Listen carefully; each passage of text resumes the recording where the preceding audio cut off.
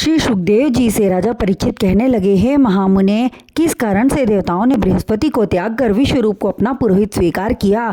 यह सुनकर श्री सुखदेव जी बोले, हे राजन, देवराज इंद्र को अपने समृद्धशाली राज्य एवं सिंहासन का अभिमान हो गया था। एक दिन इंद्रदेव ने अपनी इंद्राणी शची के साथ राज सिंहासन पर विराजमान थे। उसी समय देवगुरु बृहस्पति का आगमन हुआ, किंतु इंद्र ने अभिमानवश न तो उठकर उनका सम्मान किया और न ही सिंहासन से उठकर आसन ही प्रदान किया, जबकि गुरु बृहस्पति के आने पर वे उठकर गुरुदेव को अपने सिंहासन पर बिठाते थे।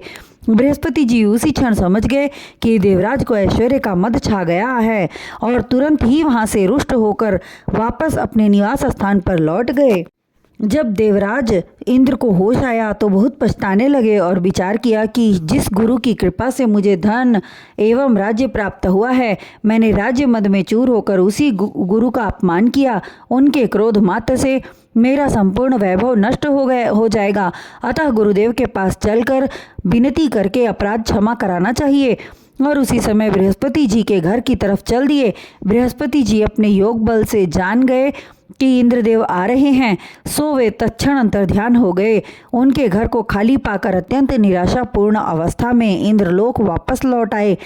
जब यह समाचार दैत्यों के गुरु शुक्राचार्य को ज्ञात हुआ तो वे दैत्यों से बोले, हे दानवों, देवताओं को परास्त करके इंद्रपुरी पर अधिकार करने का सुनहरा अवसर है।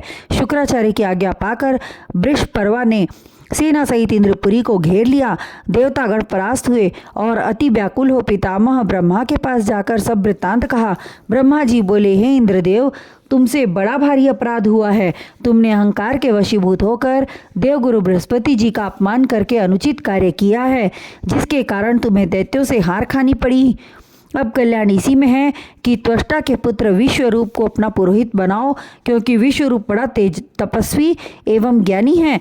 ब्रह्मा जी के वचन सुनकर इंद्र आदि देवतागण विश्वरूप के पास जाकर विनय करते हुए कहने लगे, हे महात्मन, हम आपके पास भीख मांगने आए हैं। कृपा करके आप हमारे पुरोहित बन जाएं, जिससे हमारा राज्य स्थिर बना रहे। यह सुनकर विश्वरूप बोले, हे देवगण, पुरोहिती करना अत्यंत नीच कर्म है। इससे तपोबल घटता है, किंतु आप लोगों की बात टाली भी नहीं जा सकती, अतः तुम्हारी बात हमें स्वीकार है।